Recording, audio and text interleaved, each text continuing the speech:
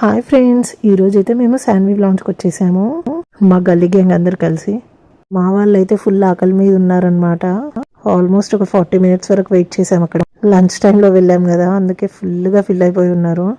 Restaurant అయితే చూడ్డానికి చిన్నగా ఉన్న అంబియన్స్ మాత్రం చాలా బాగుంది. ప్లేట్లు పట్టుకొని రెడీగా ఉన్నాము. ఫస్ట్ అయితే బటర్ నాన్స్ ఆర్డర్ చేసాము విత్ తెలంగాణ చికెన్. టేస్ట్ మాత్రం ఒక లెవెల్లో ఉంది చికెన్ టేస్ట్ అయితే.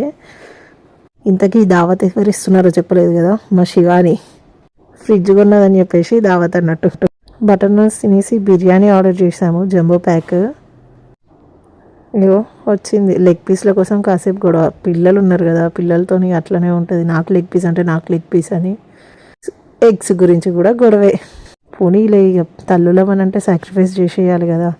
పాపం మా వైద్యుగాడు పడుకుంది అని ఎట్లా అని అనుకుంటే లాస్ట్కి అయితే లేపేసినామో, లేచి మరీ తినేసింది. పాపం లేపినందుకు న్యాయం చేసింది.